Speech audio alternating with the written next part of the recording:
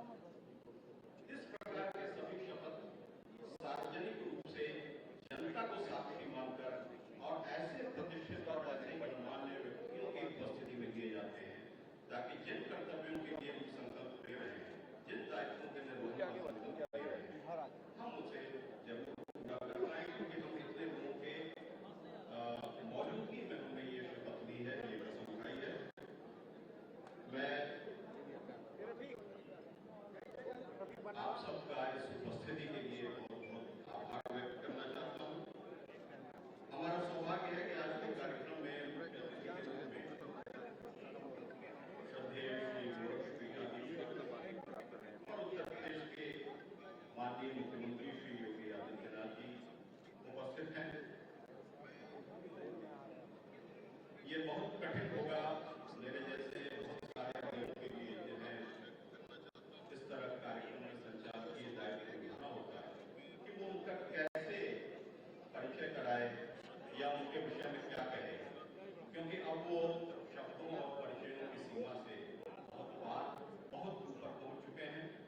हम सब उनको विभिन्न रूपों में जानते हैं।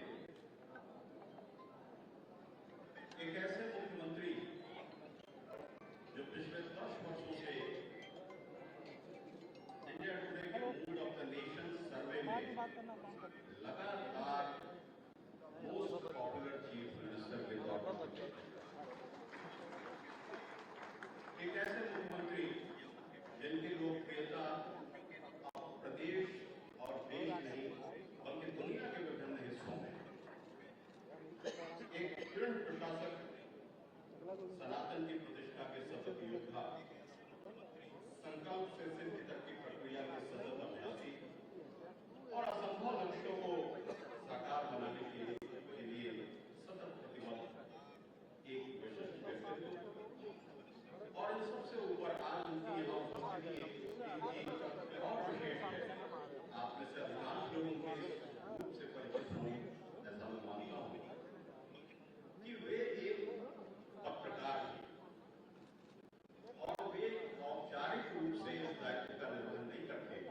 हम सब जानते हैं कि योगवाणी और हिंदी के प्रधान संपादक रहे हैं, लेकिन जिन लोगों ने 15 फरवरी 1994 से लेकर अब तक की उनकी यात्रा नजदीक से देखी हो, वो सब जानते हैं कि वो एक ऐसे पत्रकार हैं जिन्होंने स्वयं लिखे हैं, संसद में अपने भाषण स्वयं लिखे हैं, अपने वक्तव्यों को स्वयं सजाया संवारा और व्यवस्थित रूप दिया है। सही अर्थों में वो एक सम्मानित पत्रकार है और इसलिए उनकी यहाँ पर उपस्थिति हम लोग बढ़ जाओ एक जानकार व्यक्ति ने बाकी ये बस 1 मिनट और होगा, आगे वाले को बैठाना पड़ेगा, ये अवसर है आगे वाले पीछे एक जानकार व्यक्ति ने पत्रकारिता के बड़े गुरु माने जाते हैं। उन्होंने कहा कि किसी भी पत्रकार के लिए जरूरी है कि वो सतत स्वयं मौके पर जाए, लोगों से मिले, समस्याओं को समझे और उसका समाधान खोजे, सत्य का पक्ष चुने और सत्य के लिए चले। ये जितनी भी विशेषताएं बताई गई हैं, मैं 1 मिनट के लिए आप पर ही छोड़ता हूँ कि आप इन सब विशेषताओं को माननीय मुख्यमंत्री जी के व्यक्तित्व के साथ मिलाएं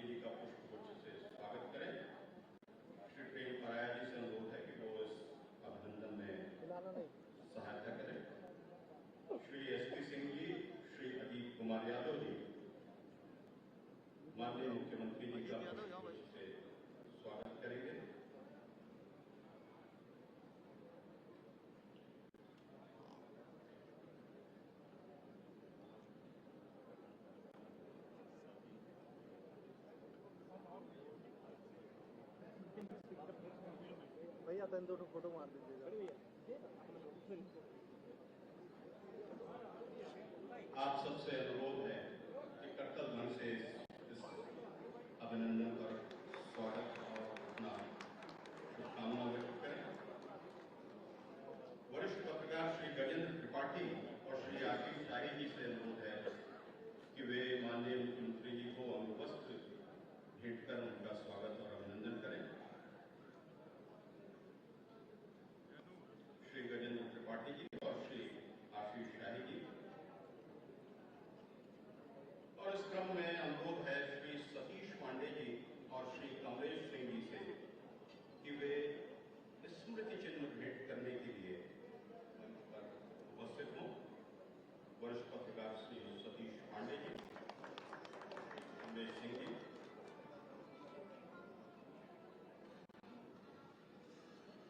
मंच पर माननीय मंत्री श्री दयाल और माननीय विधान पार्षद का मैं स्वागत करता हूँ।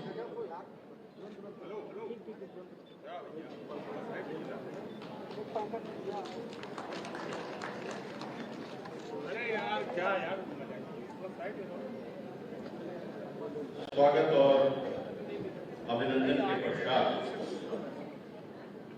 शपथ ग्रहण का कार्यक्रम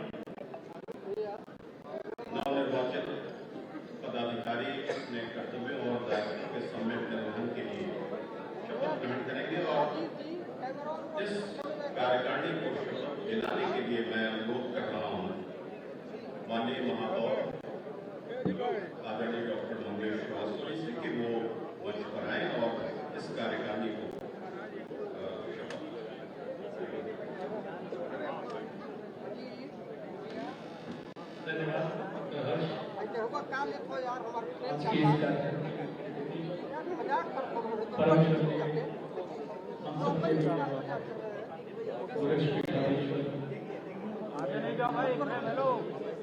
उपस्थिति से आपके चरणों में मेरा नमन वंदन और उसके साथ में आदरणीय जयशंकर जी डॉक्टर धर्मेंद्र जी के साथ भी उपस्थित हैं। मैं आप सभी का बहुत बहुत स्वागत करता हूं और शपथ ग्रहण का दायित्व मुझे दिया है तो मैं आप सभी से अनुरोध करूंगा कि मेरे साथ दोहराएंगे। मैं अपना नाम लिखिए।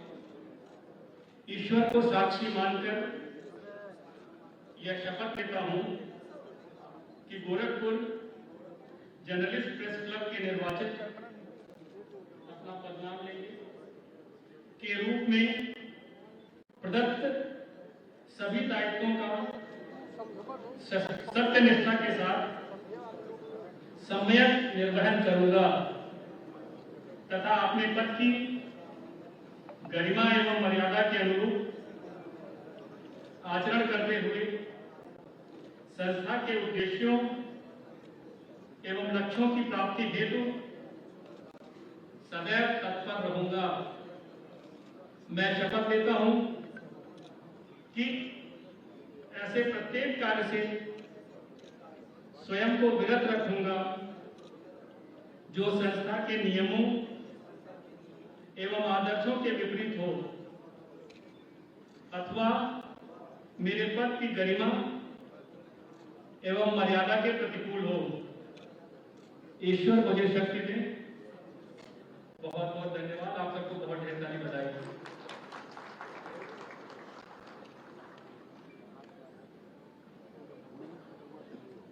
धन्यवाद माननीय महापौर जी। और मैं शपथ ग्रहण के तुरंत बाद मैं अनुरोध कर रहा हूँ माननीय मुख्यमंत्री जी से कि वे नवनिर्वाचित पदाधिकारियों को उनके इस दायित्व का प्रमाण पत्र प्रदान करने का कष्ट करें। प्रत्येक पदाधिकारी से अनुरोध है सबसे पहले अध्यक्ष जी और उनके कार्यकारिणी के सदस्यगण क्रमशः पहुंचेंगे और अपना प्रमाण पत्र प्राप्त करेंगे।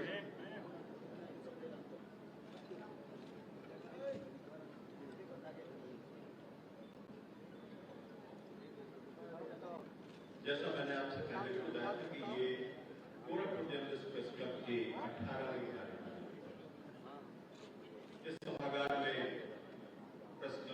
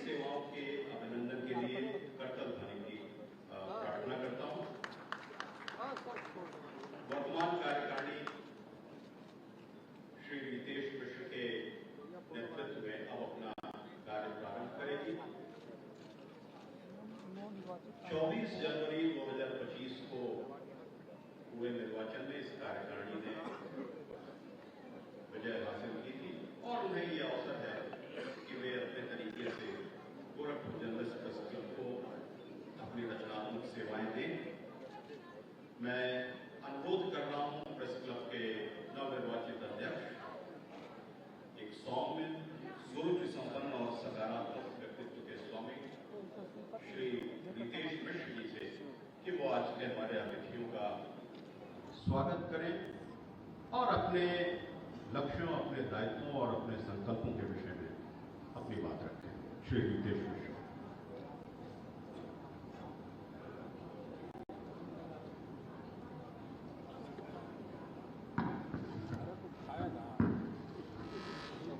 गोरखपुर जर्नलिस्ट प्रेस क्लब की नवनिर्वाचित कार्यकारिणी के शपथ ग्रहण समारोह में हम सबको मार्गदर्शन और आशीर्वाद प्रदान करने के लिए अपना बहुमूल्य समय निकालकर यहाँ पधारे प्रदेश के यशस्वी और पूरे समाज के मार्गदर्शक मुख्यमंत्री परम पूज्य गोरक्षपीठाधीश्वर योगी आदित्यनाथ जी महाराज। इस कार्यक्रम में मैं पूरे प्रेस क्लब की तरफ से सभी पत्रकार साथियों की तरफ से हृदय से आपका हार्दिक स्वागत अभिनंदन करता हूं। इस समारोह में उपस्थित प्रदेश सरकार के परिवहन मंत्री श्री दयाशंकर सिंह जी, भारतीय जनता पार्टी के प्रदेश उपाध्यक्ष एवं विधान परिषद सदस्य डॉक्टर धर्मेंद्र सिंह जी, यहाँ पर उपस्थित महापौर डॉक्टर मंगलेश श्रीवास्तव जी, विधायकगण प्रदीप शुक्ल जी, विपिन सिंह जी, राजेश त्रिपाठी जी, महेंद्रपाल सिंह जी, विमलेश पासवान जी, और यहाँ पे हम सबको आशीर्वाद देने के लिए, हम लोग का मार्गदर्शन करने के लिए शिक्षा जगत से जो विभूतियां पधारी हैं, कुलपति गण जितने भी हैं, हमारे पूर्व अध्यक्ष प्रेस क्लब के, राज्य महिला आयोग की उपाध्यक्ष चारू चौधरी जी, पूर्व महापौरगण अंजू चौधरी जी, सत्या पांडे जी, सीताराम जायसवाल जी। क्योंकि महाराज जी के समय की व्यस्तता है तो मैं बहुत सारे नाम लेने में असमर्थ हूँ। मैं सबसे क्षमा मांगते हुए सबका हार्दिक स्वागत, अभिनंदन और वंदन करता हूँ। मित्रों, वरिष्ठों, मार्गदर्शकों, जैसा कि आप सभी जानते हैं कि उत्तर प्रदेश के मुख्यमंत्री माननीय योगी आदित्यनाथ जी की ख्याति सिर्फ गोरखपुर उत्तर प्रदेश देश ही नहीं दुनिया में है। इसके पीछे मेरे मन में जो भावनाएं हैं मैं उन्हें व्यक्त करना चाहता हूं कि जब कोई कर्मशील, प्रेरक और निस्वार्थ व्यक्ति अपनी उपादेयता से समाज और राष्ट्र को सर्वग्राह्य होता है तो उनके संबोधन के लिए बड़े से बड़ा पद भी उनके व्यक्तित्व की ऊंचाई का भान कराने में अपना सामर्थ्य साबित नहीं कर सकता। सबकी वाणी और सबके मन में महाराज जी के नाम से बसने वाले हमारे माननीय मुख्यमंत्री जी के साथ हम सबके भाव ऐसे ही जुड़े हुए हैं। सुशासन, सुदृढ़ कानून व्यवस्था तथा विकास के अनेकानेक आयामों पर देश के सभी राज्यों के लिए नेतृत्व का अद्वितीय रोल मॉडल बन चुके यशस्वी मुख्यमंत्री जी के बारे में आम जन के साथ पत्रकार साथी भी प्रत्यक्ष या परोक्ष महाराज जी शब्द संबोधन से आत्मीयता का बोध करते हैं। आज गोरखपुर जर्नलिस्ट प्रेस क्लब की नई कार्यकारिणी के शपथ ग्रहण समारोह में महाराज जी का आशीर्वचन और मार्गदर्शन प्राप्त होना सभी सदस्यों और इस अंचल के सभी पत्रकार साथियों के लिए गौरव का पल है। मुख्यमंत्री जी अक्सर कहा करते हैं कि समय के साथ न चलने वाला पीछे छूट जाता है। उनके नेतृत्व में उत्तर प्रदेश ने समय के साथ चलना शुरू किया तो आज इस प्रदेश की ख्याति और उपलब्धियों की चर्चा चहुओर है। यह पंक्तियां हम सबको सुनने में बासी या किताबी लग सकती हैं, लेकिन इनमें यथार्थ छुपा हुआ है कि मीडिया समाज का आईना होता है। आईना आपको अपनी ही तस्वीर दिखाएगा। याद करने की जरूरत है कि मीडिया रूपी आईने में समाज की पहले तस्वीर क्या थी। तब सुर्खियां समस्याएं थी। माननीय मुख्यमंत्री जी के 8 वर्षों के प्रेरक शासनकाल में समस्याओं का समाधान सुर्खियों में है। मीडिया कर्मियों की पड़ताल में धरातल पर योजनाओं से वंचित अधिक मिलते थे। आज संतृप्त लोगों की लंबी और अहर्निश कतार है। तब कानून व्यवस्था से हताश निवेशकों के पलायन की निराशा हम लिखते पढ़ते थे।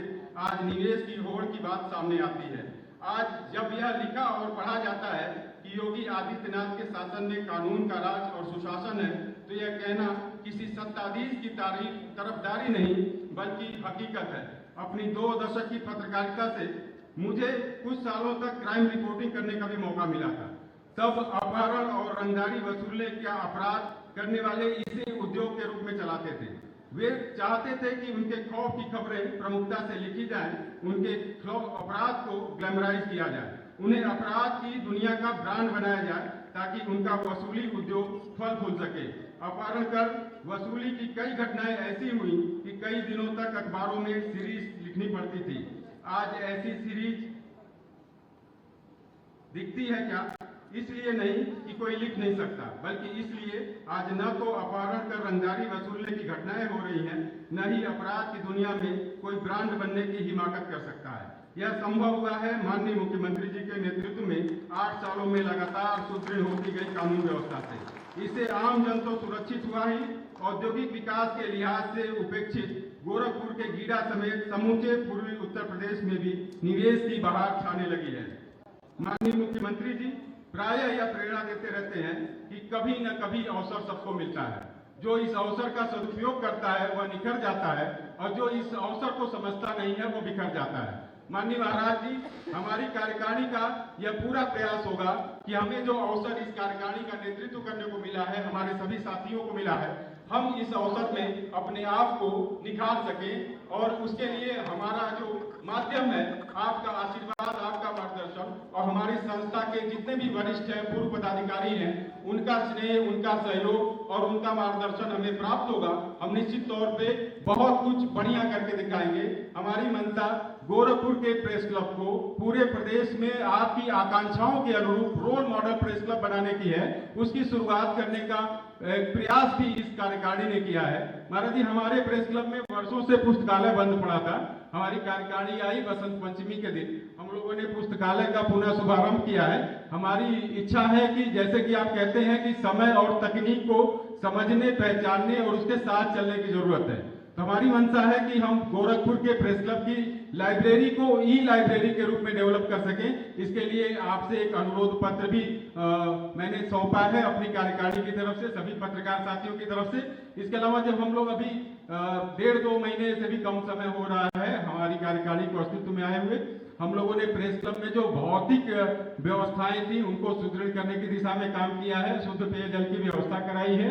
और क्योंकि महाराज जी आपने एक इतना बढ़िया, सुंदर और गुणवत्ता वाला संकुल भवन बना के दिया है जिसमें सूचना विभाग भी है, और प्रेस क्लब को भी एक सुव्यवस्थित अत्याधुनिक परिसर मिला है। सभी पत्रकार साथी वहां अत्याधुनिक सुविधाओं के साथ अपने कार्यालय व्यस्तताओं के बाद जो उन्हें समय मिलता है तो वहाँ कुछ देर मिलते हैं, एक दूसरे का सुख दुख जानते हैं, खबरों का आदान प्रदान करते हैं और पत्रकार हितों और समाज हितों पर चर्चा भी करते हैं।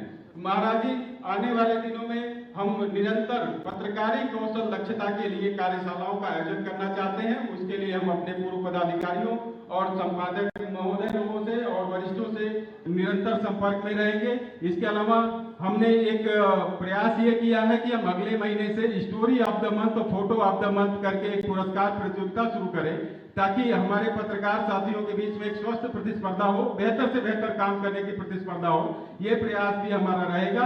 इसके अलावा हम ये भी प्रयास करेंगे अपने इस कार्यकाल में कि गोरखपुर पूर्वी उत्तर प्रदेश में जो बदलाव देखने को मिल रहा है, जो एक सकारात्मक बदलाव, जो जहां समस्याएं हुआ करती थी वहां का समाधान आज देश भर में चर्चा के केंद्र में है। तो हमारा प्रयास होगा कि हम देश के अन्य राज्यों और पड़ोसी देश नेपाल के भी पत्रकारों को यहाँ पे आमंत्रित करें, उनको फील्ड विजिट कराएं, उनको पूर्व की स्थिति और वर्तमान जो हकीकत दिख रहा है, धरातल पे विकास दिख रहा है, उनसे अवगत कराएं, ताकि ये विकास का जो मॉडल आपने दिया है उससे प्रेरणा लेके अन्य राज्यों और अन्य देशों के लोग भी अपनी सरकारों को जागरूक कर सके, मीडिया ये ऐसा काम वहां कर सके कि उनकी सरकारें भी जागरूक होके उत्तर प्रदेश का जो मॉडल है उसको लागू कर सके। क्योंकि महाराज जी आपकी व्यस्तता है, समय बहुत कम है, दिल में बहुत से उद्गार हैं, तमाम पत्रकार साथियों की तरफ से बहुत सी भावनाएं हैं जिन्हें मैं व्यक्त करना चाहता था, लेकिन फिर आपसे मैं आशीर्वाद कभी प्राप्त करूंगा।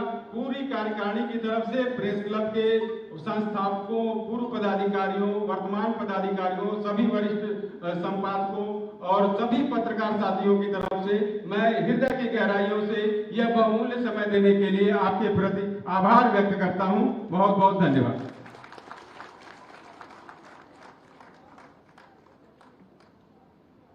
प्रेस क्लब के नवनिर्वाचित अध्यक्ष रितेश मिश्रा, स्वागत और आभार के साथ साथ अपने संकल्पों, अपने सपनों और अपने कार्यक्रमों के विषय में बताते हुए रितेश अभी ये कह रहे थे, खासतौर पर उन्होंने जिक्र किया सूचना संकुल भवन का, जो वर्तमान में प्रेस क्लब का कार्यालय है। और एक संस्थापक सदस्य के रूप में मेरी स्मृति यात्रा में प्रेस क्लब का पहला दिन और आज का दिन, ये पूरा का पूरा समय मेरी स्मृतियों में है। ये महत्वपूर्ण बात है और मैं आप सबसे इस पर करतल ध्वनियों से आपका समर्थन भी चाहूंगा कि इस प्रेस क्लब का जो अत्याधुनिक स्वरूप आपको आज दिखाई दे रहा है सूचना संकुल भवन के रूप में, ये माननीय मुख्यमंत्री जी के व्यक्तिगत रुचियों से संपन्न हो सका है। 2019 में 5,42,00,000 की लागत वाले इस भवन का, जो कि उत्तर प्रदेश में अपनी तरह का पहला प्रेस क्लब का कार्यालय, सबसे उन्नत है, पूर्णतः वातानुकूलित, 250 व्यक्तियों के बैठने का सभागार, निर्बाध विद्युत आपूर्ति, लिफ्ट और इसके साथ ही बहुत सारी तकनीकी सुविधाओं से सुसज्जित है और केवल 3 वर्ष के रिकॉर्ड समय में। और याद कीजिएगा कि ये वो भी समय था जब वैश्विक महामारी कोरोना यहाँ पर अपने प्रचंड रूप में थी। इसके बावजूद रिकॉर्ड समय में इस भवन का निर्माण हुआ और इसके लिए गोरखपुर जर्नलिस्ट प्रेस क्लब आपके प्रति आभारी है माननीय मुख्यमंत्री जी। विभिन्न रूपों में गोरखपुर की पत्रकारिता को उनका सहयोग और समर्थन मिलता रहा है और शायद ये एक बड़ा कारण है कि गोरखपुर की पत्रकारिता की भी राष्ट्रीय स्तर पर एक प्रतिष्ठा है, एक मान्यता है और एक सम्मान है। मैं एक दिलचस्प बात की तरफ आपका ध्यान आकर्षित करना चाहता हूं। एक बहुत ही मशहूर प्रतिष्ठित पत्रकार हैं, आप सब जानते होंगे, श्यामलाल यादव जी। इस समय इंडियन एक्सप्रेस में एडिटर इन्वेस्टिगेशन है। लंबे समय तक इंडिया टुडे और अमर उजाला में और बड़ी संस्थाओं में उन्होंने कार्य किया। राइट टू इंफॉर्मेशन के पत्रकारिता में प्रयोग के लिए दुनिया भर के अवार्ड, भारत ही नहीं, एशिया ही नहीं, बल्कि दुनिया भर के जो सर्वश्रेष्ठ अवार्ड हैं वो श्यामलाल जी को मिल चुके हैं। उनकी अभी एक किताब आई, at the heart of power, the chief ministers of Uttar Pradesh. Uttar Pradesh के 21 अब तक के 21 मुख्यमंत्रियों के विषय में, और वो एक बहुत जरूरी किताब है और सबको जिनकी दिलचस्पी इस प्रदेश में है उनको जरूर पढ़नी चाहिए। उस किताब में आप जानते हैं कि उत्तर प्रदेश के मुख्यमंत्रियों की सूची में बड़े पराक्रमी नाम हैं, बहुत महत्वपूर्ण और सुप्रसिद्ध लोगों के नाम हैं। उन सब के विषय में 10 पेज, 11 पेज, 14 पेज, 13 पेज के ब्यौरे हैं और इन सभी अध्यायों का जो नामकरण है वो व्यक्तिगत है, उस व्यक्ति के व्यक्तित्व पर है। पर इस किताब में जो 21वां अध्याय है, जो हमारे वर्तमान माननीय मुख्यमंत्री जी के बारे में लिखा गया है, जो 17 पेज का ब्यौरा है, उस अध्याय का शीर्षक है a new era for you. Uttar Pradesh के लिए एक नया, और ये कोई असाधारण बात नहीं, ये एक सबके मन की बात है, सर्वसामान्य के मन की बात है, क्योंकि उसने इस नए युग की आहट, इस नए युग के परिवर्तन को महसूस किया है। और इस अध्याय के अंत में 17 पेज लिखते हुए श्यामलाल जी लिखते हैं कि और ये याद रखिए कि अभी उनका कार्यकाल शुरू ही हुआ है, खत्म नहीं हुआ। ऐसे कर्मनिष्ठ व्यक्तित्व, ऐसे सतत साधक,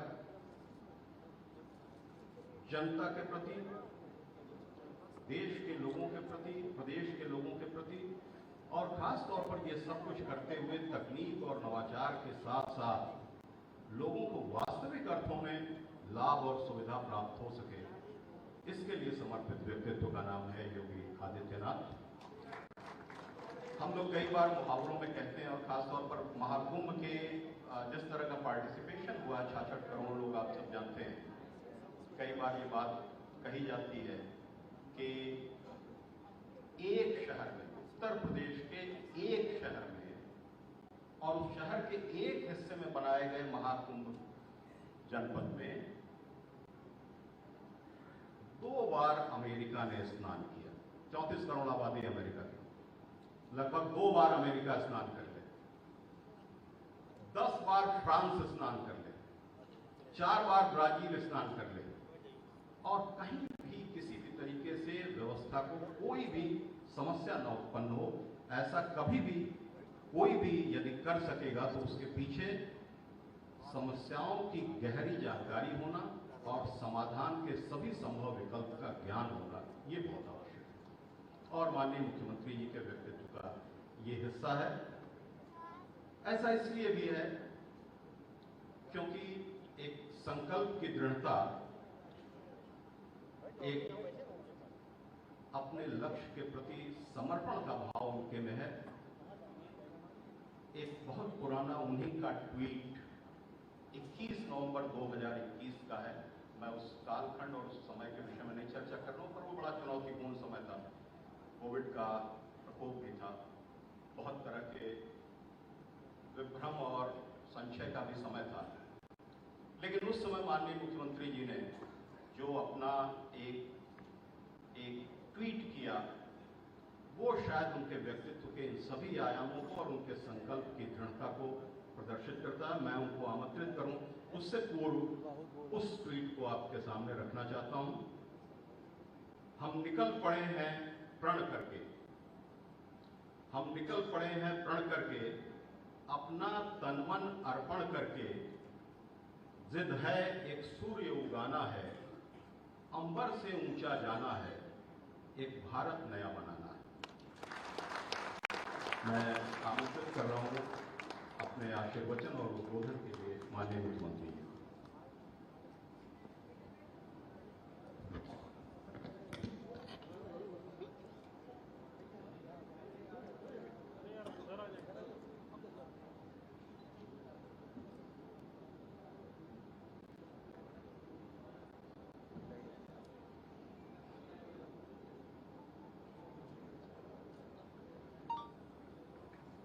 गोरखपुर जर्नलिस्ट प्रेस क्लब के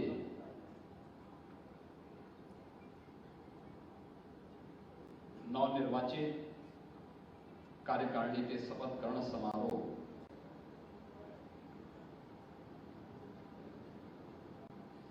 में उपस्थित प्रदेश सरकार में मंत्रिमंडल के मेरे सहयोगी परिवहन मंत्री श्री दयाशंकर सिंह जी, महापौर डॉक्टर मंगलेश श्रीवास्तव जी, माननीय विधायकगण श्री राजेश त्रिपाठी जी,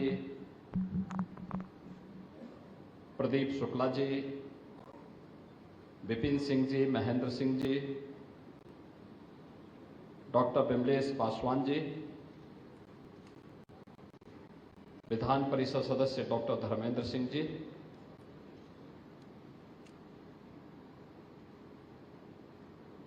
प्रेस क्लब के नवनिर्वाचित अध्यक्ष श्री रितेश मिश्र जी, उपाध्यक्ष श्री भूपेंद्र द्विवेदी जी, महामंत्री श्री पंकज श्रीवास्तव जी, दैनिक जागरण के स्थानीय संपादक श्री मदन मोहन सिंह जी, वरिष्ठ स्थानीय संपादक राष्ट्रीय सहारा श्री पीयूष बंका जी, स्थानीय संपादक राष्ट्रीय सहारा श्री दीप्ति भानुडी जी,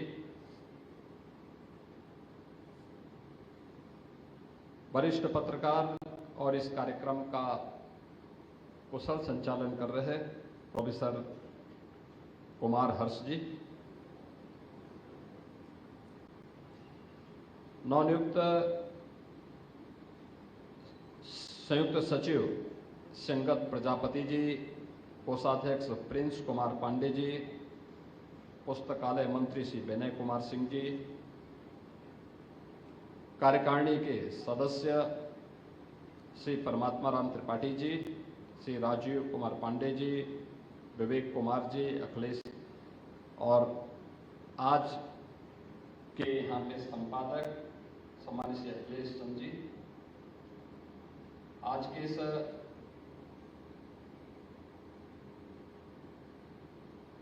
शपथ ग्रहण समारोह में उपस्थित गोरखपुर के प्रेस क्लब के सभी निवर्तमान पदाधिकारीगण, वरिष्ठ हमारे सभी पत्रकारगण, महानगर के उपस्थित सभी गणमान्य संभ्रांत नागरिकगण और उपस्थित बहन और भाइयों,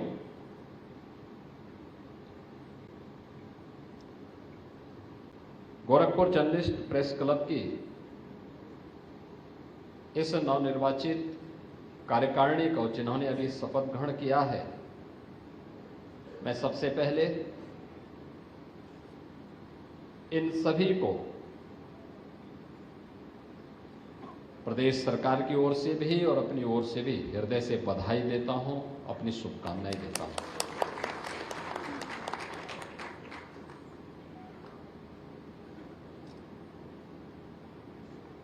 मीडिया की भूमिका लोकतंत्र में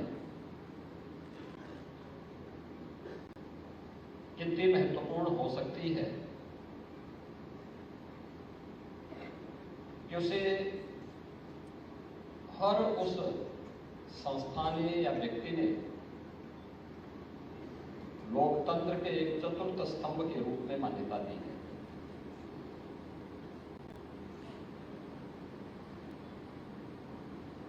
और लोकतंत्र के प्रति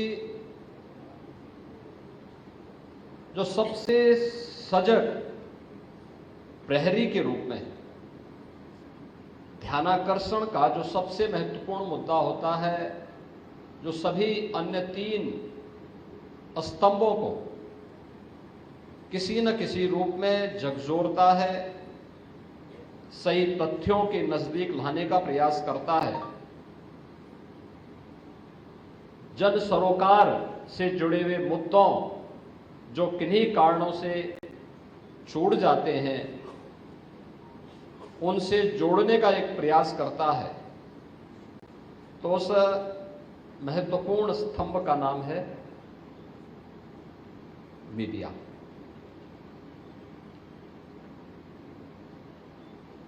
दुनिया के अंदर जहां कहीं भी आधुनिक लोकतंत्र पनपा है, आगे बढ़ा है,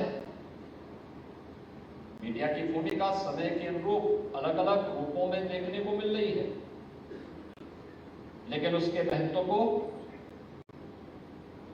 लोकतंत्र के प्रति आग्रही कोई भी समाज कभी कम तर करके नहीं आंक सकता।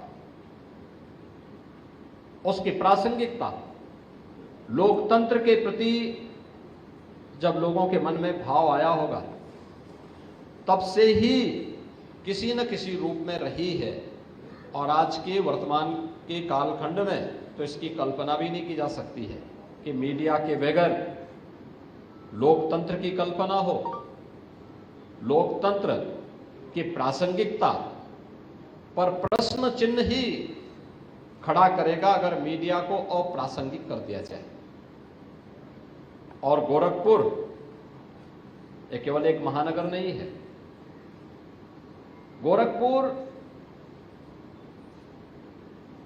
ये पूर्वी उत्तर प्रदेश का एक केंद्र बिंदु है, जो इस पूरे पूर्वी उत्तर प्रदेश के अंदर केवल 25 लाख या 50 लाख लोगों का अपने एक मार्केट के रूप में, एक बाजार के रूप में, एक महानगर के रूप में नहीं, बल्कि यहाँ पे शिक्षा के लिए, स्वास्थ्य के लिए, रोजगार के लिए, व्यापार के लिए और साथ साथ राजनीतिक गतिविधियों को भी प्रभावित करने वाला एक महत्वपूर्ण केंद्र बिंदु गोरखपुर है। और इस महत्वपूर्ण केंद्र बिंदु में प्रेस क्लब में कैसे कार्यकारिणी होनी चाहिए, प्रेस क्लब सामाजिक सरोकारों से उसका क्या संबंध होना चाहिए, इन सभी मुद्दों को गोरखपुर जर्नलिस्ट प्रेस क्लब तय करता है। क्योंकि यहां पे जो कुछ आप करेंगे स्वाभाविक रूप से उसका प्रभाव जनपद पर, अगल बगल के जनपदों पर और अन्य संस्थाओं पर पड़ेगा। इसलिए एक जवाबदेह कार्यकारिणी बने और वह जवाबदेह कार्यकारिणी जन सरोकारों के साथ जुड़ करके अन्य संस्थाओं को भी उसके साथ जोड़ने के लिए संवेदनशील बना सके, उसके प्रति समर्पित कर सके। इसमें इस नई कार्यकारिणी की भूमिका अत्यंत महत्वपूर्ण और प्रासंगिक होगी। बहनों और भाइयों, याद करिए मीडिया की भूमिका देश की स्वाधीनता आंदोलन में। ऐसे इस देश में स्वतंत्रता संग्राम सेनानी थे जिन्होंने मीडिया से ही अपने कैरियर को आगे बढ़ाने का काम किया था। राष्ट्रपिता महात्मा गांधी उनमें सबसे पहला नाम आता है। उन्होंने उस समय जो पत्रकारिता की थी, जिस प्रकार का लेखन किया था, जिस प्रकार के समाचार पत्रों को उन्होंने उस समय प्रोत्साहित किया था, यह किसी से छुपा हुआ नहीं है। लोकमान्य तिलक, जिन्होंने जन चेतना को जागरूक करने में उस समय एक बड़ी भूमिका का निर्वहन किया था, और जन चेतना को जागरूक करने के लिए लोक परंपराओं का क्या महत्व हो सकता है, उस समय गणपति महोत्सव के माध्यम से उन्होंने उसको एक नई ऊंचाई तक आगे बढ़ाने का काम किया। पंजाब केसरी लाला लाजपत राय, वे स्वयं भी एक पत्रकार थे और उत्तर प्रदेश में क्रांतिकारियों के सिरमौर के रूप में, जिन्हें हम आज भी स्मरण करते हैं उनकी लेखनी के लिए, गणेश शंकर विद्यार्थी। कानपुर से उन्होंने अपनी लेखनी को, जिन धारदार लेखनी के माध्यम से उस समय के जज्बे को उन्होंने झकझोरा था, आज भी वह हम सबके लिए स्मरणीय बना हुआ है। याद करिए, जब इस देश के लोकतंत्र का गला घोंटा जा रहा था, तब बहुत सारे समाचार समूह ऐसे थे, मीडिया ऐसे थे, जिन्होंने उस समय अपनी लेखनी के माध्यम से लोकतंत्र को बचाने के लिए पूरी ताकत लगा दी थी। लड़े थे, ये देश रहना चाहिए, देश का लोकतंत्र रहना चाहिए। इसके लिए उन्होंने स्वयं के कैरियर को भी दांव पे लगाने में कोई संकोच नहीं किया था। मीडिया की भूमिका हमेशा, हम लोग इस बात को मानते हैं कि यह निरंतर एक परिवर्तनशील माहौल में भी उसकी प्रासंगिकता को कभी कम नहीं किया जा सकता, और उसी प्रासंगिकता की दृष्टि से हम लोग जब इस आयोजन के बारे में मुझे जानकारी मिली तो मैंने कहा नहीं, मैं लखनऊ का कार्यक्रम 2 घंटे बाद में बनाऊंगा, लेकिन मैं एक गोरखपुर प्रेस क्लब के कार्यक्रम के साथ बहुत दिनों के बाद हम लोगों को इस प्रकार के आयोजन के साथ जुड़ने का अवसर प्राप्त हो रहा है, तो इस कार्यक्रम में जरूर मैं भाग लूंगा कि हम सही चीजों को, सही तथ्यों को जनता जनार्दन के प्रति अपनी लेखनी के माध्यम से प्रस्तुत कर सकें। यह महत्वपूर्ण इसलिए है, चाहे वह विधायिका हो, कार्यपालिका हो या न्यायपालिका। याद रखना, कोई भी संवैधानिक संस्था अपने आप को लोकतांत्रिक व्यवस्था में जन सरोकारों से अलग नहीं रख सकती। आम जन से उसके संपर्क और संवाद और उसके प्रति उसकी जवाबदेही, उसकी संवेदनशीलता और उसकी कार्य पद्धति के माध्यम से दिखते हैं और दिखने चाहिए। लोकतंत्र नहीं होता तो क्या देश के अंदर जो आज विकास के प्रति और लोक कल्याण के प्रति एक सरकार पूरी संवेदनशील तरीके से निर्णय करते हुए उन्हें आगे बढ़ाने का काम कर रही है, क्या ये हो पाता? क्या देश के अंदर 25 करोड़ लोग गरीबी रेखा से उभर पाए होते, जिन्हें पिछले 10 वर्षों के अंदर शासन की विभिन्न वेलफेयर स्कीम के माध्यम से जोड़ करके उनके जीवन में व्यापक परिवर्तन करने का काम किया गया? लोकतंत्र नहीं होता तो क्या हम देश के अंदर गांवों के लिए, गरीबों के लिए, किसानों के लिए, नौजवानों के लिए, महिलाओं के लिए बनने वाली इन योजनाओं को इतने प्रभावी तरीके से प्रस्तुत कर पाते? संभव तो नहीं होता। अगर केवल एक पोलिट ब्यूरो होता, एक दलीय व्यवस्था होती, कोई राजतंत्र होता, उनके अपने एजेंडे होंगे। बहुत सारे राजतंत्र ऐसे भी रहे हैं जिनके लोकतंत्र के साथ, उन मूल्यों के साथ उन्होंने अपने आप को जोड़ने का प्रयास किया, एक नैतिक बल से उत्प्रोत होने का प्रयास किया, लेकिन फिर भी लोकतंत्र में तो केवल जनता जनार्दन की ही आवाज सुनी जानी है। कोई भी सरकार उसको नजरअंदाज नहीं कर सकती, उससे अपने आप को अलग नहीं कर सकती, और अगर कोई करेगी 1 साल 2 साल, अंततः 5वें वर्ष तो उसे फिर वहीं पे आना है जिस जनता के द्वारा उसको चुन करके, जो जनता जनार्दन उसे चुन करके भेजती है। और इसलिए कोई भी सरकार, कोई भी शासन प्रशासन उससे अपने आप को अलग नहीं कर सकती है। उन स्थितियों में मीडिया के द्वारा जो भी बातें उस तक पहुंचाने के प्रयास होंगे या होते हैं, उसका अपना एक महत्व हो जाता है। मीडिया के आज अलग अलग रूप देखने को मिल रहे हैं, और मुझे लगता है जब भी अवसर मिले तो हमें, जब हम अपनी लेखनी को सकारात्मक दिशा में आगे बढ़ाते हैं, या जब मीडिया के मंच का उपयोग हम एक सकारात्मक भाव के साथ, जनता को ही सब कुछ मान करके, उस पवित्र भाव के साथ जब हम अपना कार्य आगे बढ़ाते हैं, तो वह जन विश्वास का प्रतीक बनता है। और लोकतंत्र में जन विश्वास का प्रतीक बनना ये सबसे महत्वपूर्ण बात है। अगर जनता का ही विश्वास नहीं है किसी व्यवस्था पर, और उससे हम ये उम्मीद करें कि वह व्यवस्था लोक कल्याण का माध्यम बनेगी, यह संभव है। जनता का जिस पे स्वयं विश्वास न हो,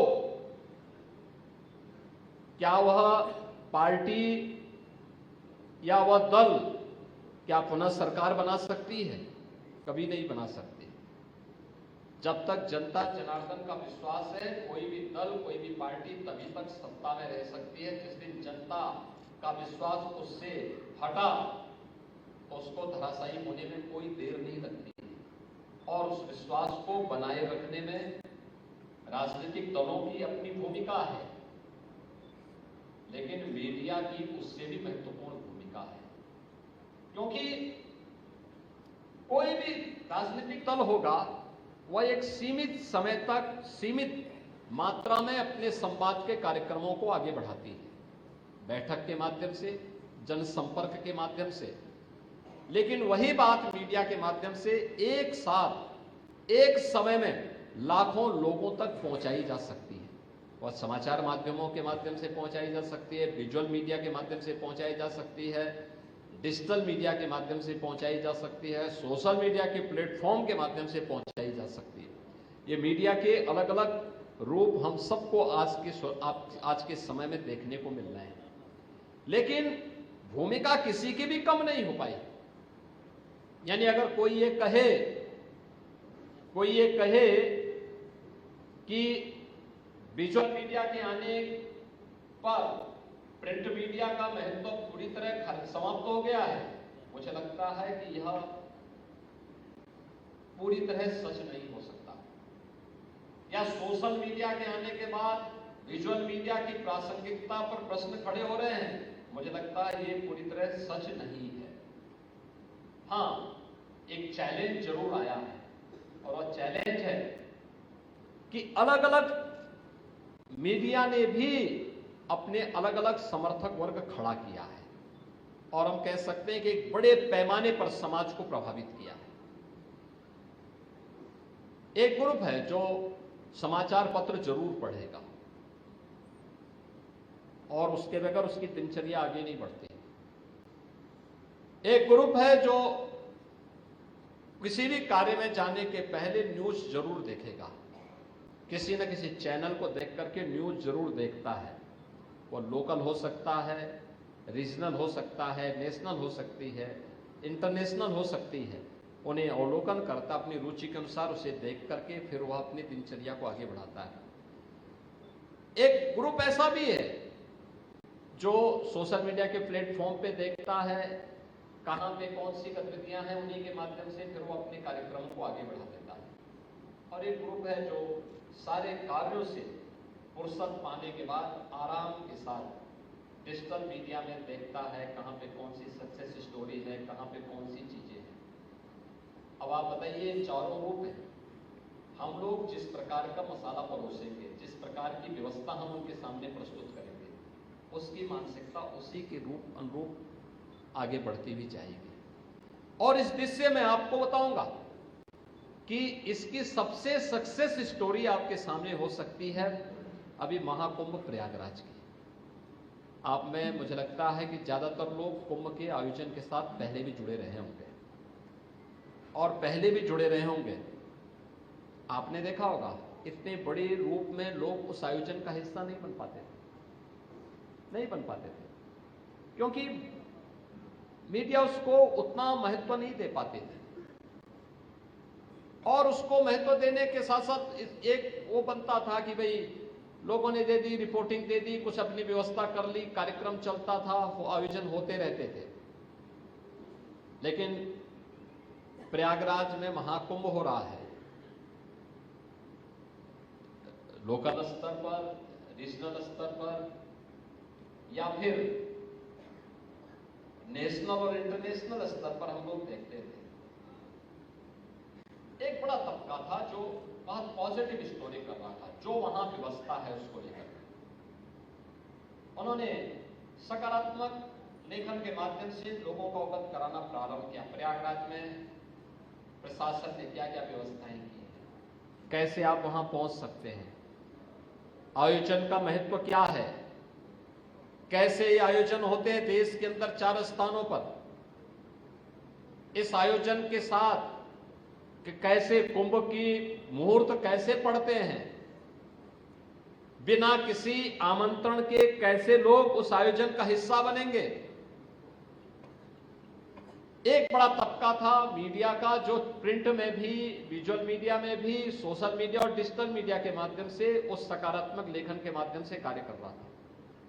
लेकिन एक तबका ऐसा भी था जो अच्छी बात को भी नकारात्मक दृष्टि से लिखता था, और नकारात्मक दृष्टि से लिखता था तो बहुत बार लोग मुझसे पूछते थे, कहते थे साहब हम लोग तो वहां होके आ गए हैं लेकिन ये सब नकारात्मक टिप्पणी क्यों हो रही है। हमने कहा ये आवश्यक है, जो भी लिख रहा है वो हमारा ही काम कर रहा है। लोग कहते थे क्यों, हम तो देखिए वहां कोई दिक्कत नहीं।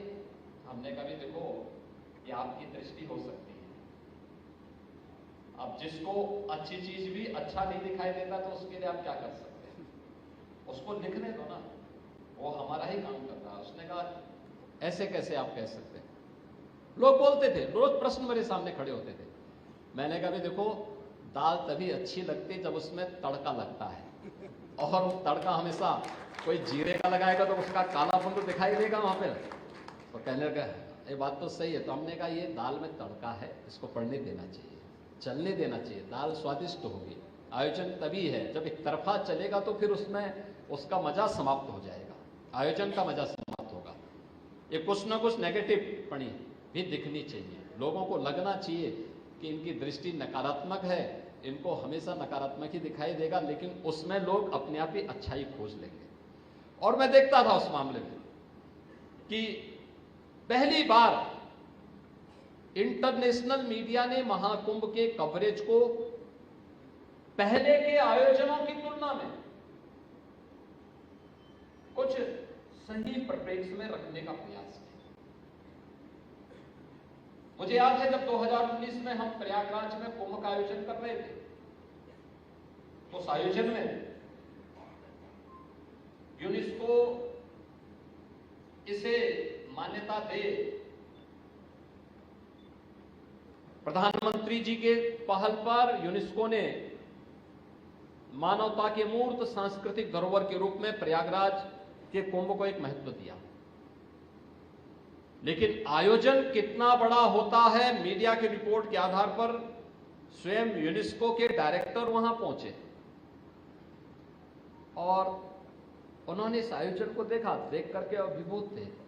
उन्होंने कहा सचमुच हम लोग तो पिछले 1 वर्ष से प्रयागराज के अंदर जब महाकुंभ की आहट सुनाई दी थी तो हम तो पर्यावरणीय मुद्दों को लेकर के, जल की शुद्धि को लेकर के इस बात से चिंतित थे कि क्या परिणाम होंगे अगर यहां पे 24 करोड़ या 30 करोड़ लोग आज गए तो। लेकिन हम अभिभूत थे कि हमारी टीम जहां भी काम करती थी, जहां भी जाती थी, पर्यावरण का कोई इश्यू हमें नहीं देखने को मिला, कहीं नहीं देखने को मिला। और उसने कहा सचमुच अब हमें लगता है कि यूनेस्को ने 2019 में इस आयोजन को दुनिया के सबसे बड़े सांस्कृतिक आयोजन के साथ जोड़ करके मानवता के अमूर्त सांस्कृतिक धरोहर के रूप में जो मान्यता दी थी वो सही किया था। ये सचमुच उसका हकदार थी, उससे पहले ही उसको ये अधिकार उसका मिल जाना चाहिए था। हम लोग देख रहे थे तमाम इंटरनेशनल मीडिया जो एकदम नकारात्मक भाव के साथ इस आयोजन के साथ पहले जुड़ती थी, गंदगी को दिखाती थी, अव्यवस्था को दिखाती थी, भगदड़ को दिखाती थी, अराजकता को दिखाने का कार्य करती थी। कहीं अच्छा भी हो रहा है तो उसको नकारात्मक दृश्य से दिखाने का प्रयास करती थी। उसके बारे में तमाम प्रकार की नेगेटिव टिप्पणी करती थी कि महाकुंभ में तो महिला पुरुष का भेद होता है,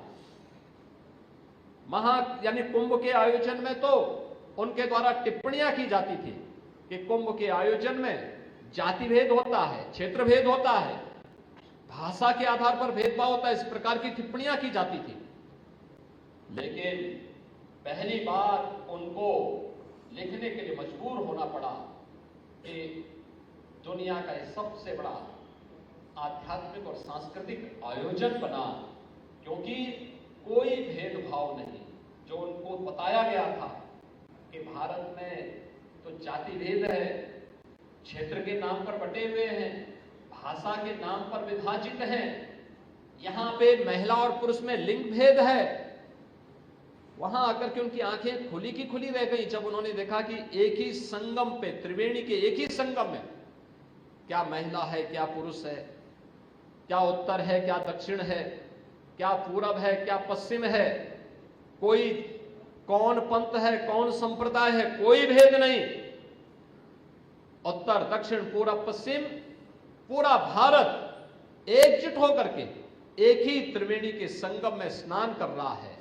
और मीडिया की सकारात्मक पहल जो हमारी स्थानीय मीडिया ने, नेशनल मीडिया ने जो पहले चरण में उस अभियान को आगे बढ़ाया था, तो इंटरनेशनल मीडिया को भी उसके बारे में सकारात्मक रूप से लिखने के लिए मजबूर होना पड़ा था, और जिसके कारण दुनिया का हर व्यक्ति वहां उस आयोजन का हिस्सेदार बना। मैं देखता था भारत के अंदर पहली बार तमिलनाडु से लोग वहां आए, केरल से वहां बड़ी पैमाने पे श्रद्धालु आए, और अभी आपने देखा होगा वेस्ट बंगाल में यूपी 25 करोड़ की आबादी, 25 करोड़ की आबादी में होली सकुशल संपन्न हुआ, लेकिन वेस्ट बंगाल में कई जगह उपद्रव हुए होली के दिन, और होली के दिन उस उपद्रव को न संभाल पाने वाले लोग प्रयागराज के महाकुंभ को मृत्यु कुंभ कहते थे, लेकिन हम लोगों ने कहा है मृत्यु नहीं, तो मृत्युंजय महाकुंभ है। सबने अपनी मृत्यु पर भी जय प्राप्त की, विजय प्राप्त की है, और इसलिए मृत्युंजय महाकुंभ है ये। इस कुंभ ने साबित किया है, वेस्ट बंगाल से प्रतिदिन 45 दिनों के आयोजन में 50,000 से लेकर के 1 लाख श्रद्धालु प्रतिदिन इस आयोजन का हिस्सा बना था, इस आयोजन का हिस्सा बना था। यानी इतने बड़े पैमाने पर श्रद्धालु वहां से आ रहे थे, क्या उत्तर, क्या दक्षिण, क्या पूरब, क्या पश्चिम, और दुनिया के अंदर भी 100 से अधिक देशों ने इस कार्यक्रम में भागीदारी की। 74 देशों के तो एम्बेसडर और हाई कमिश्नर इस आयोजन का हिस्सा बने थे। 12 देशों के राष्ट्राध्यक्ष या फिर वहां सरकार के मंत्री इस आयोजन का हिस्सा बने थे। अन्य देशों से श्रद्धालु आए थे। हम देख रहे थे कि अप्रवासी भारतीयों में कितनी ललक थी। 90 साल 95 साल की उम्र में उनकी इच्छा सब एक बार संगम तक हम पहुंच जाए।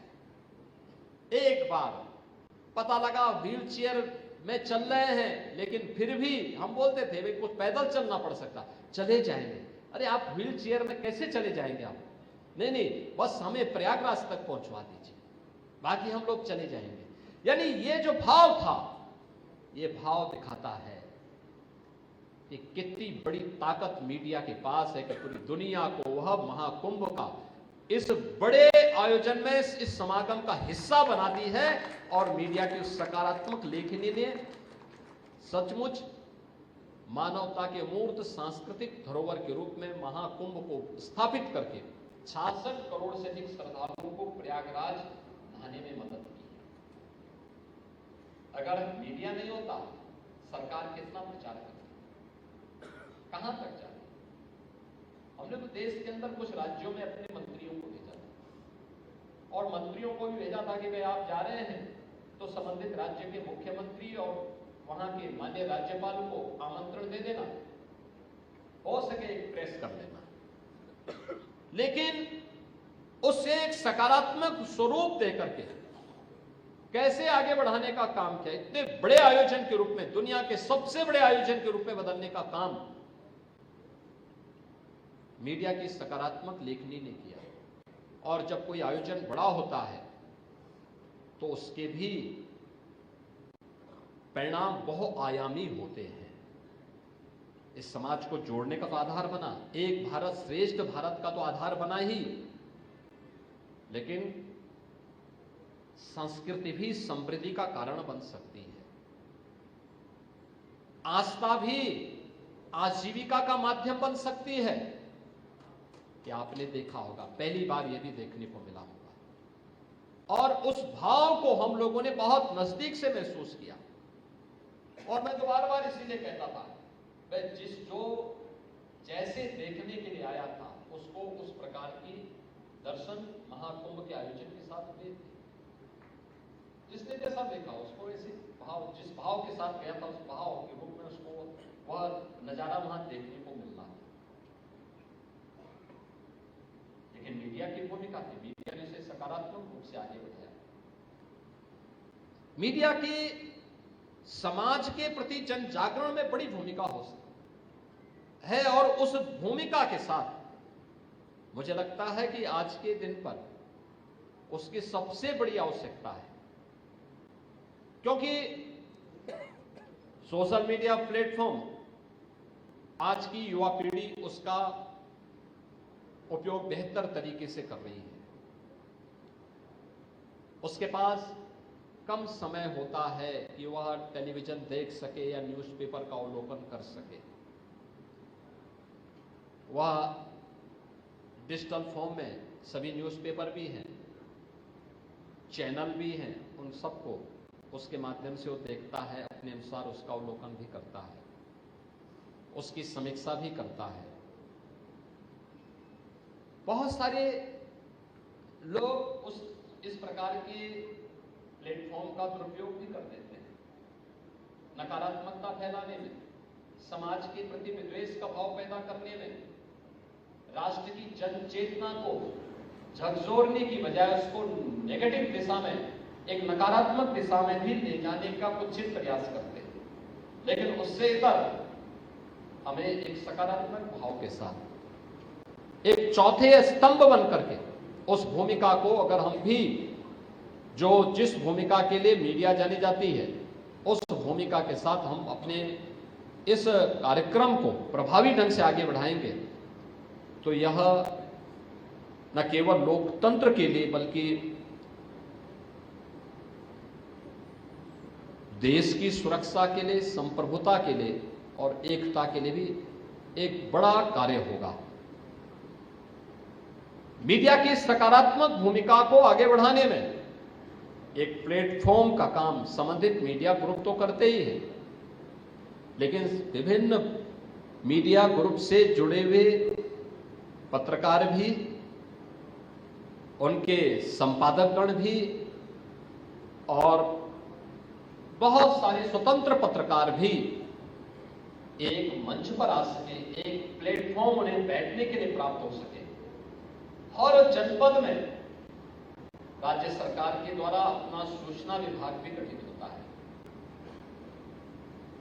मीडिया के प्रति शासन की जवाबदेही के एक माध्यम बने। ये केवल सरकार का प्रचार करेंगे इसलिए नहीं, बल्कि समाज के प्रति मीडिया की भूमिका को और प्रभावी ढंग से आगे बढ़ाने में, इसकी भूमिका को प्रभावी ढंग से आगे बढ़ाने में सरकार भी कुछ योगदान दे सके, इस दृष्टि से किया गया है। मुझे प्रसन्नता है कि गोरखपुर में प्रेस क्लब का अपना एक अत्याधुनिक भवन भी बनकर के तैयार है और उस भवन का बेहतर उपयोग हो।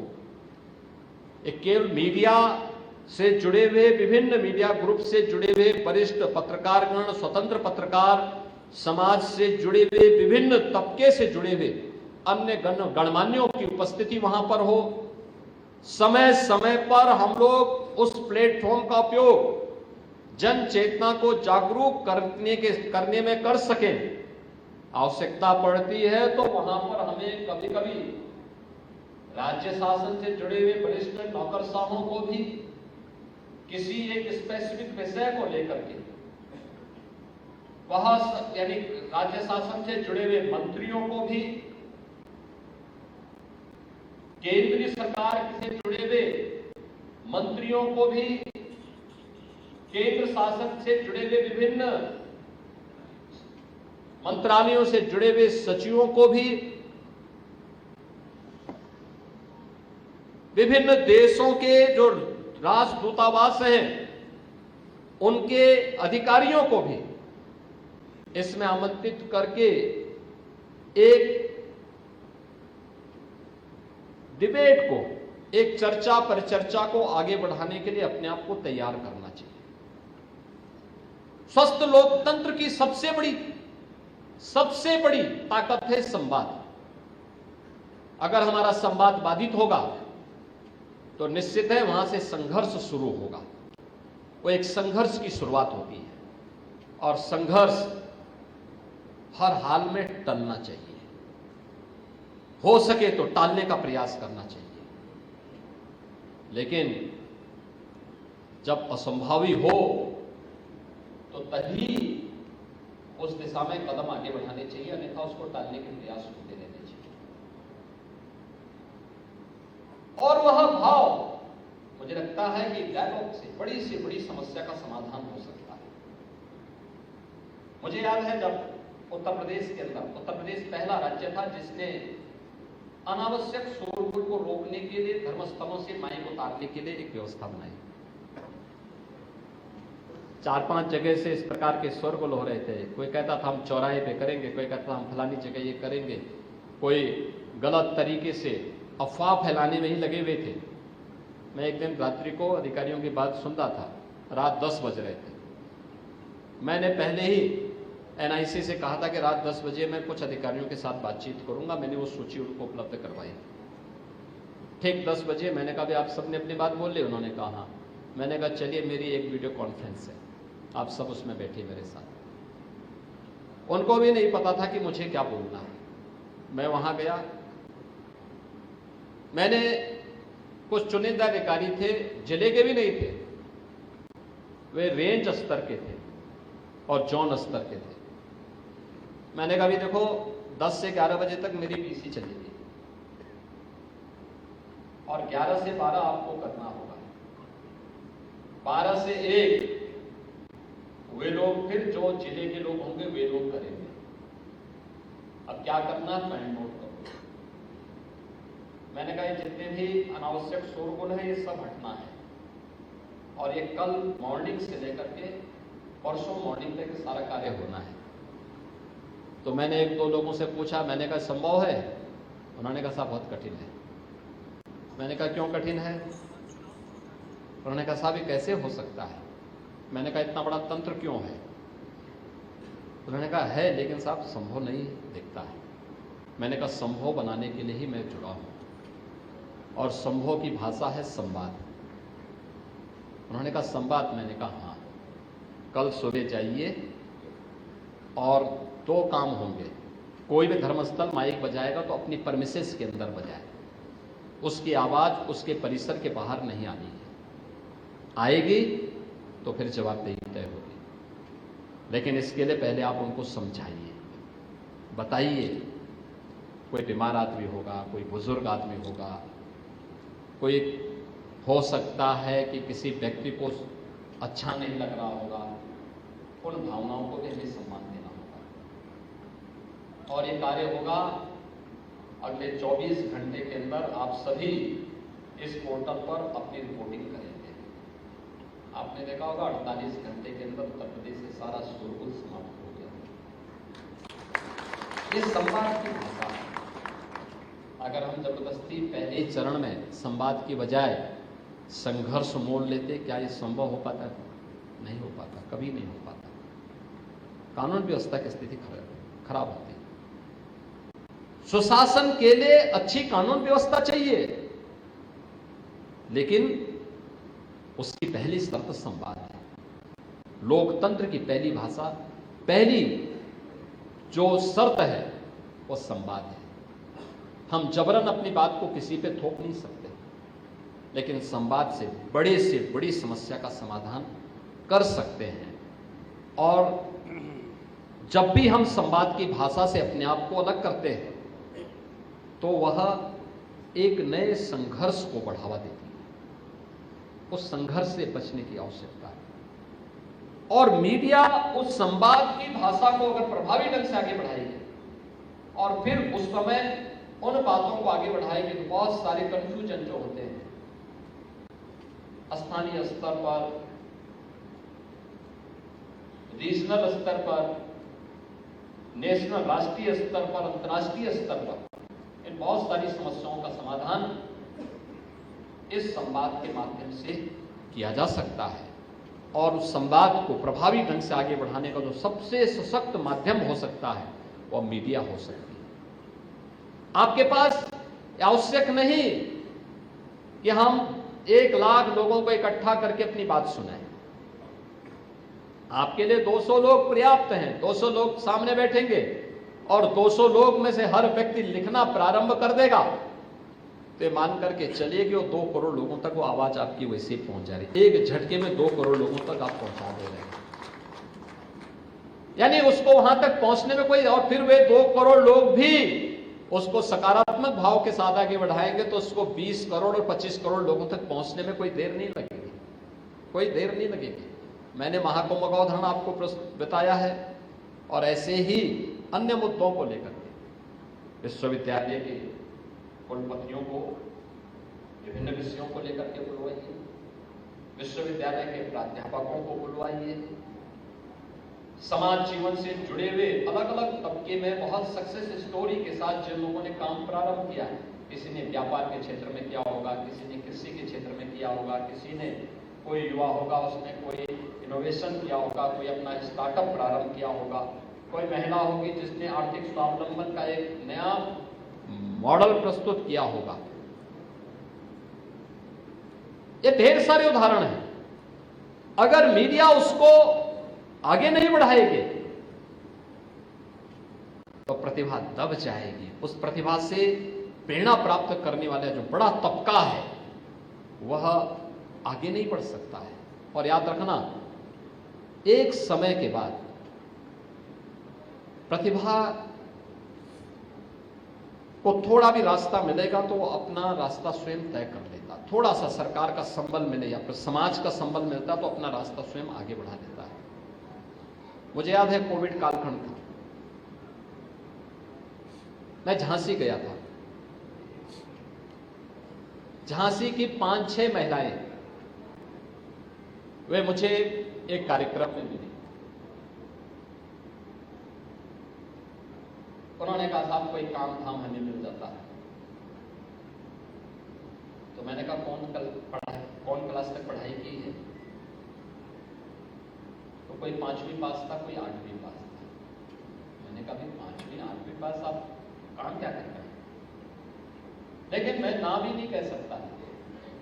मैंने कहा ठीक है हम इसमें बात करते हैं। तो मैंने वहां पे गया तो एक अधिकारी वहां पे थे। मैंने कहा भाई इनके लिए कोई काम धाम चेक करो।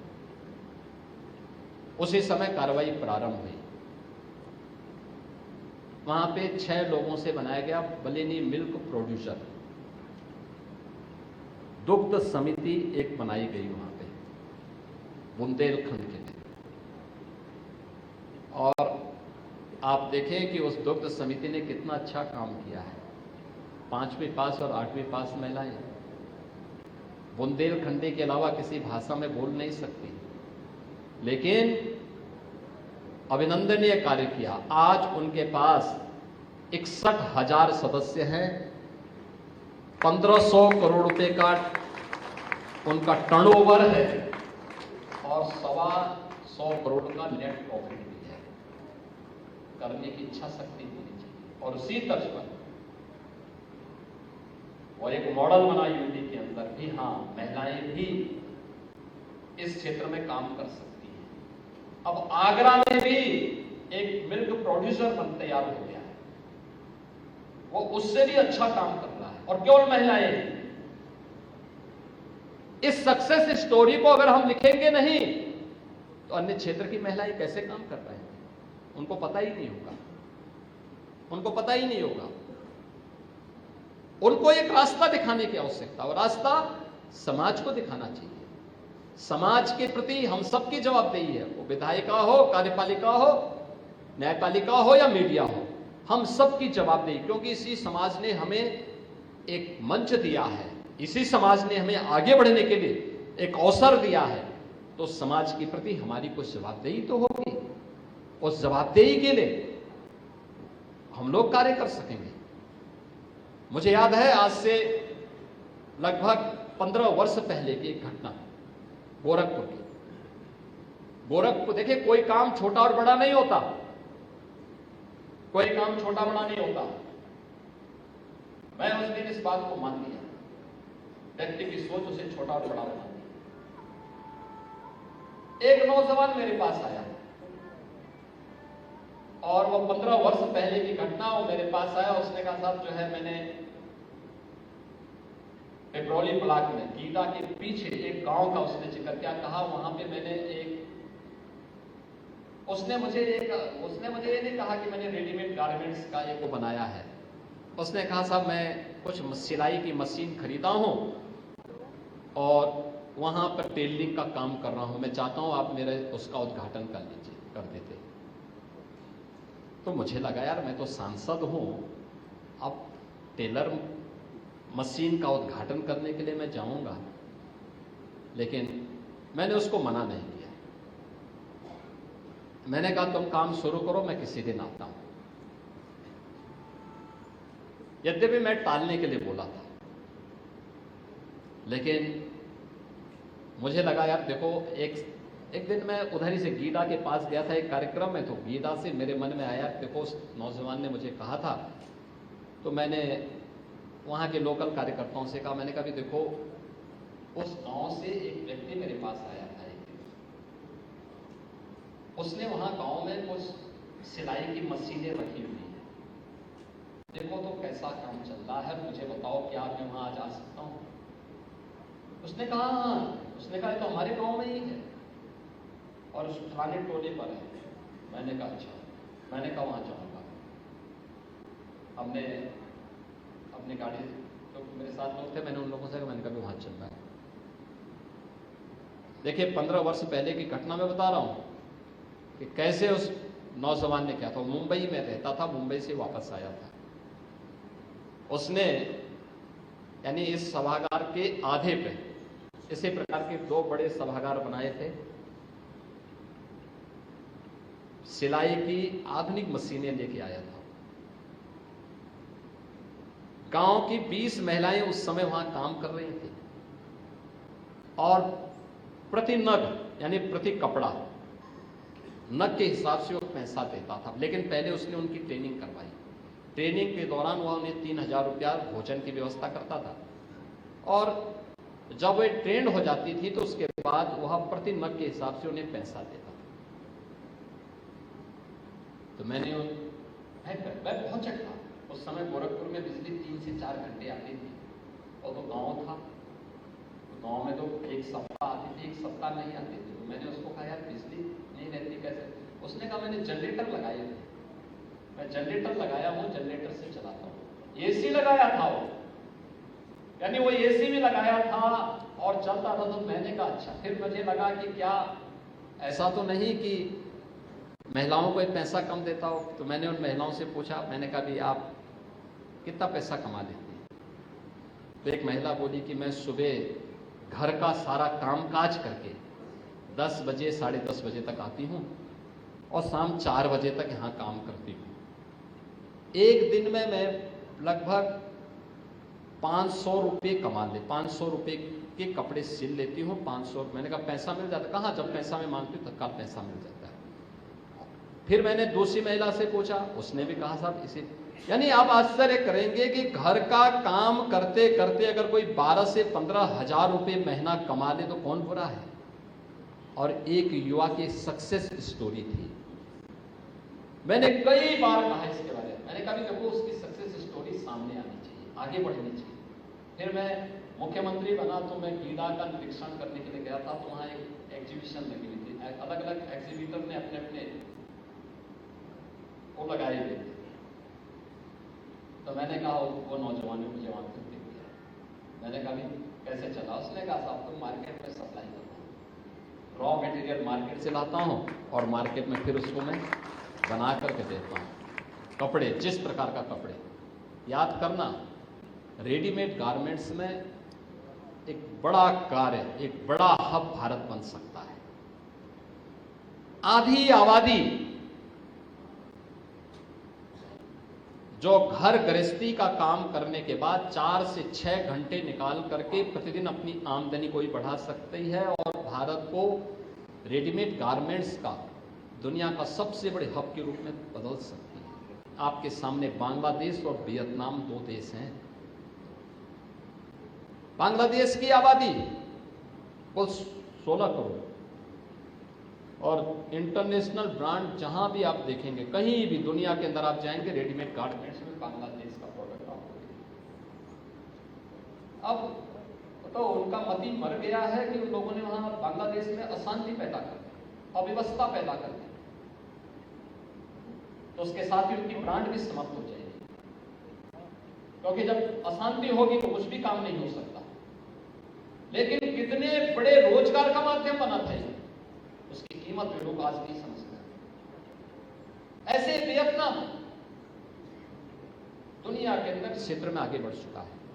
लेकिन ये तभी होगा, किसी भी सक्सेस स्टोरी को मीडिया प्लेटफॉर्म के माध्यम से हाईलाइट करना, आगे बढ़ाना, उन लोगों को सम्मान देना जिन लोगों ने इस फील्ड में काम किया है, और फिर उन्हें हम उस सक्सेस स्टोरी को आप बुलाइए ना, कभी प्रेस क्लब में बुलाइए, अपनी टूटी फूटी भाषा में बोले हो, बताएं तो आप उसको अपनी भाषा दीजिए, अपने शब्द उसके साथ पिरोइए और फिर हाईलाइट करिए उसके चित्रों के साथ। बताइए देश को, बताइए समाज को कि देखिए आपके बीच में भी ऐसे ऐसी मणियां मौजूद हैं जो समाज को एक नई दिशा दे सकती है। और वह जब कार्य हम करेंगे तो सचमुच समाज के विश्वास पर हम खरा उतरेंगे और समाज हम पर विश्वास करेगा। जो जन सरोकार हमारा है, उस जन सरोकार के साथ हम जुड़ करके आगे बढ़ने का काम कर सकते हैं। मुझे बहुत अच्छा लगा जब यहाँ पे रितेश जी अपने यहाँ पर उन्होंने अपने प्रस्तावना उद्बोधन में उन्होंने इस बात का उल्लेख किया कि हम चाहते हैं संवाद की इस भाषा को आगे बढ़ाएं। एक डायलॉग प्रारंभ हो, और डायलॉग एक दिल्ली में होता है, 2.5 मिनट डायलॉग के माध्यम से आते हैं, राजनयिक भी आते हैं, बड़े बड़े राजनेता भी जाते हैं, उद्योग जगत से जुड़े हुए लोग भी आते हैं, समाज जीवन से जुड़े हुए लोग भी आते हैं, और वही गोरखपुर डायलॉग के माध्यम से गोरखपुर जर्नलिस्ट प्रेस क्लब भी इस डायलॉग को आगे बढ़ाने का काम कर सकता है। वह डायलॉग प्रभावी होगा, मीडिया की प्रासंगिकता को समाज जीवन में और प्रभावी ढंग से आगे बढ़ाने का काम करेगा, मीडिया की ताकत का एहसास कराएगा। और यह तो सबसे अच्छा निरपेक्ष कार्य है। वह किसी भी व्यक्ति की सक्सेस स्टोरी को सामने रख देना, उस व्यक्ति ने अच्छा काम किया, हमें उसको समाज के सामने प्रस्तुत करना, और एक सक्सेस स्टोरी को आप सामने रखेंगे, न जाने कितने लोगों के जीवन में आप परिवर्तन करने का माध्यम बन रहे हैं, न जाने कितने लोगों को आप आगे बढ़ने का काम कर रहे हैं। और यह कार्य गोरखपुर जर्नलिस्ट प्रेस क्लब प्रभावी ढंग से आगे बढ़ाएगा, मुझे पूरा विश्वास है। यहां पर कुछ चीजें उन्होंने मेरे सामने रखी हैं, उन्होंने 2-3 प्रस्ताव मेरे सामने दी हैं। अभी उनकी शुरुआत है, औपचारिक कार्य ग्रहण करने के बाद उनको अभी अपने कार्यक्रमों को बहुत अच्छे ढंग से आगे बढ़ाना है। हम लोगों ने पहले ही कहा था कि गोरखपुर प्रेस क्लब में ई लाइब्रेरी होनी चाहिए, और हम भी चाहते हैं लाइब्रेरी जितनी मजबूत होगी, जितनी समृद्ध होगी, उतना ही आप भी उसका अवलोकन कर पाएंगे।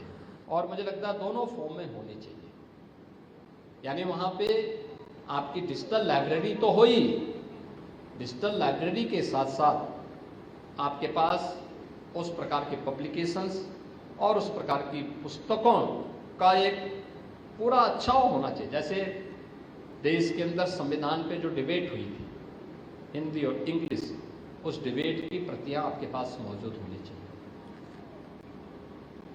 या फिर देश के अंदर अन्य महत्वपूर्ण घटनाओं से जुड़ी हुई डिबेट होगी, उनको ही मंगाना चाहिए। विभिन्न राज्यों के अंदर होगी, उसको ही मंगाया जाना चाहिए।